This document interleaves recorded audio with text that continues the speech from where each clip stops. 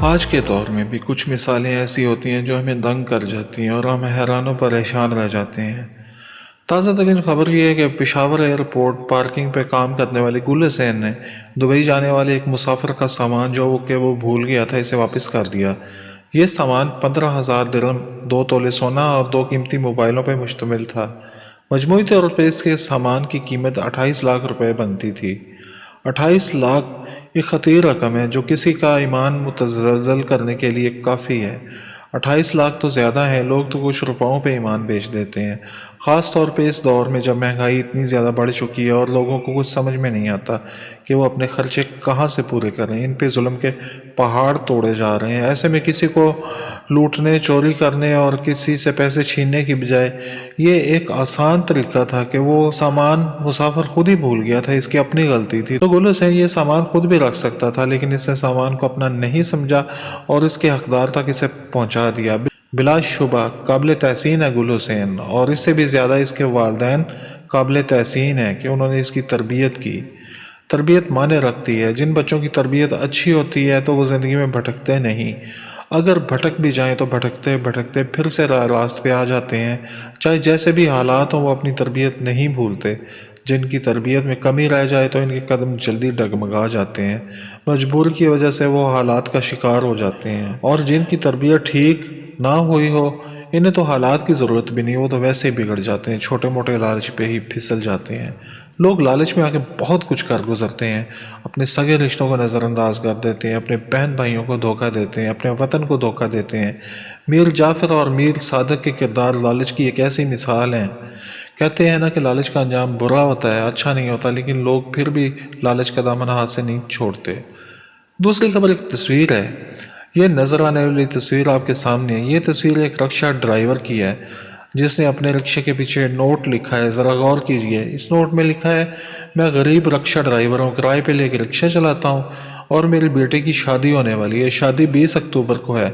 آپ لوگوں سے گزارش ہے کہ اس شادی کے لیے اپنی نیک کمائی سے میری مدد فرمائیں۔ اس نے اپنا فون نمبر بھی لکھا ہے جو 0326 35 82 755 ہے۔ اگر آپ اس کی مدد کرنا چاہیں تو کر سکتے ہیں۔ پٹرول اتنا مہنگا ہو چکا ہے کہ رکشے چلانے والے مجبور ہو چکے ہیں۔ رکشے کا کرایہ دیں، پٹرول پورا کریں، پھر روزانہ ہونے والے چالان کیسے بھریں اور اس پہ ہونے والی بچت سے گھر کا خرچ چلائیں۔ پھر اگر کوئی ایکسٹرا خرچہ آ جاتا ہے تو اس کے لیے پیسے کہاں سے لائیں؟ نہ تو ان کا کوئی اور ذریعہ آمدنی ہوتا ہے، نہ ان کی پینشن یا تنخواہ ہوتی ہے، بمشکل وہ اپنا گزارا کرتے ہیں۔ ایک رکشہ ہی ہوتا ہے جس کا پہیہ چلتا رہے تو ان کی زندگی کا پہیہ بھی چلتا رہتا ہے۔ ایک رکشہ ڈرائیور کی اس دور میں کیا آمدنی ہوگی؟ ڈرائیور زیادہ پیسے مانگ لیں تو لوگ ناراض ہو جاتے ہیں اور پٹرول ریٹ اور سفر کے فاصلے کی کیلکولیشن کرنے لگ جاتے ہیں، لیکن یہ نہیں جانتے کہ رکشہ ڈرائیور کے مسائل کیا ہیں۔ وہ بھی اسی معاشرے میں رہتا ہے جس پہ مہنگائی اپنی پوری طاقت کے ساتھ حملہ آور ہو چکی ہے۔ ایک اور تصویر آپ کے سامنے پیش کرتا ہوں۔ یہ تصویر ہے ایک پرانے دور کی ایک بس کی۔ یہ بسیں بہت پہلے چلا کرتی تھیں۔ اگر آپ کی پیدائش 2000 سے پہلے کی ہے تب آپ نے یہ بسیں ضرور دیکھی ہوں گی۔ ان بسوں کے ساتھ ہماری بہت ساری خوبصورت یادیں وابستہ ہیں۔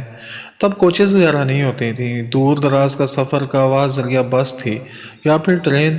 لوگ بسوں پہ سفر کو ترجیح دیتے تھے کیونکہ یہ جلدی پہنچا دیا کرتی تھی، تو اس دور میں لوگ بسوں کا انتظار کیا کرتے تھے۔ بس اگر کسی گاؤں کے قریب سے گزرتی ہوتی تو اس گاؤں کی مین سڑک میں موجود بس سٹاپ پہ لوگ اکٹھے ہو جاتے اور بس آنے کا انتظار کرتے۔ اس دوران آپس میں گپ شپ بھی کرتے، کوئی چیز وغیرہ اگر ان میں ساتھ لایا ہوتا تو مل کے کھاتے، چائے کی دکان سے چائے پیتے، گپ شپ کرتے۔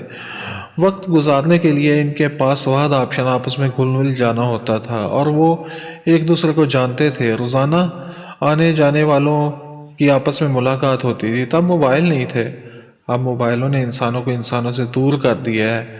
بس سٹاپ پہ آتی تو اب سب اس میں شائستگی کے ساتھ سوار ہو جاتے، ایک دوسرے کا لحاظ مراوت ہوتا۔ بڑوں بزرگوں کو پہلے چڑھنے کے لیے کہا جاتا، جوانوں کو اگر سیٹ نہیں بھی ملتی تو وہ انتظار کر لیتے یا کھڑے رہتے۔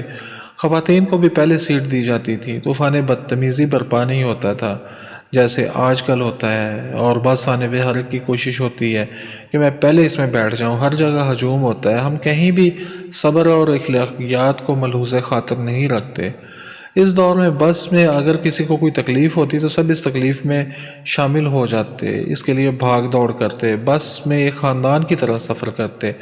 بس ڈرائیور کو بھی اگر کسی سواری کی طبیعت خراب ہونے پہ بس اگر کسی ہاسپٹل لے کے جانی پڑتی تو وہ لے جاتا، یہ نہیں کہتا کہ یہ میرا کام نہیں ہے، کسی اور ٹیکسی یا رکشہ میں لے کے جائیں۔ لحاظ و مروت کے یہ زمانے ایک سنہرا دور تھے۔ بس دیکھ کر آپ کو بہت کچھ یاد آ جائے گا، بہت کچھ ایسا جو آپ کھو چکے ہیں۔ اپنی یادوں کو شیئر کیجئے، اپنے بچپن کے واقعات کو بھی، جو آپ کے مائنڈ میں آتا ہے کامنٹس میں شیئر کیجئے گا۔ ایک اور خبر یہ ہے کہ سونا مزید سستا ہو چکا ہے۔ 10 گرام سونے کی قیمت 1,60,000 روپے ہو چکی ہے۔ ساتھ ہی ایک اور خبر، لاڑکانہ کی ایک رائس مل میں 50,000 سے زیادہ گندم کی بوریاں پکڑی گئی ہیں جو سٹاک کی گئی تھیں۔ ایسے حالات میں آٹا کیسے سستا ہو سکتا ہے جب ذخیرہ اندوزی اپنے عروج پہ ہے؟ گجرانوالہ سے ایک نہایت ہی افسوسناک خبر ہے، پسند کی شادی کرنے پہ لڑکا اور لڑکی کو قتل کر دیا گیا۔ تفصیلات کے مطابق عباس اور لائبہ ایک دوسرے کو پسند کرتے تھے۔ عباس کے گھر والے رضامند تھے، لائبہ کی والدہ رضامند تھیں، تو ان کی رضامندی سے انہوں نے بھاگ کے شادی کر لی۔ شادی کرنے کے بعد لائبہ عباس کے گھر رہنے لگی۔ لائبہ کی والدہ نے ان کے گھر آنا جانا شروع کر دیا اور کہا کہ ہمارے گھر آئیں، صلح کر لیتے ہیں، ایسے ٹھیک نہیں ہے۔ ان کے بار بار اصرار کرنے پہ لائبہ، عباس اور عباس کی والدہ ان کے گھر چلے گئے۔ وہاں کچھ دیر بات کرنے کے بعد لائبہ کے خالہ کے بیٹے نے پے در پہ فائر کر کے عباس، لائبہ اور عباس کی والدہ کو قتل کر دیا۔ لائبہ کی خالہ کا بیٹا ان پڑھ ہے اور کوکنگ سینٹر میں کام کرتا ہے۔ اس کا موقف یہ تھا کہ وہ اس کی منگیتر تھی، تو اس کا ارادہ قتل کرنے کا نہیں تھا۔ محلے والوں نے اسے بھڑکایا کہ تمہاری منگیتر نے بھاگ کر شادی کر لی ہے اور تم نے یہ سب کچھ کیسے برداشت کر دیا۔ اس نے اشتعال میں آ کے تینوں کا قتل کر دیا۔ کب تک یہ ظلم ہوتا رہے گا؟ پسند کی شادی کرنا جرم تو نہیں ہے۔ اس سے قبل میاں والی کی ڈاکٹر سدرا کو بھی قتل کر دیا گیا۔ اسے کوئی پسند بھی نہیں تھا، صرف وہ یہ چاہتی تھی کہ کزن کے ساتھ شادی نہ کرے، لیکن اسے بھی اپنی انا کا مسئلہ بنا کے اسے مار ڈالا گیا۔ سگے باپ نے اسے قتل کر دیا۔ ایسا نہیں ہونا چاہیے۔ پسند کی شادی کا حق اسلام نے لڑکا اور لڑکی کو دیا ہے، تو پھر گھر والے کیوں نہیں سنتے؟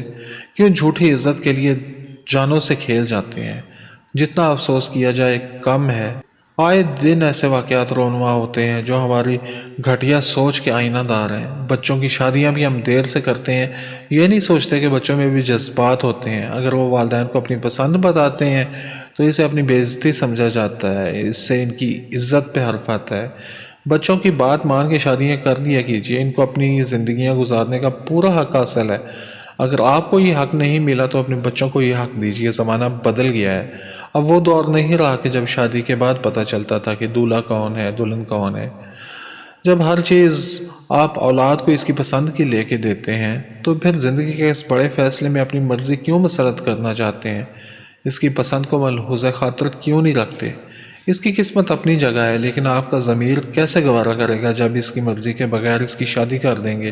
جب آپ کی بیٹی ناخوش رہے گی تو تب اس کے دل میں آپ کے خلاف جذبات پیدا ہوں گے کہ آپ نے اس کی مرضی کو اہمیت نہیں دی۔ سوچئے سمجھیے اور یہ حقیقت مان لیجئے کہ اب زمانہ بدل چکا ہے۔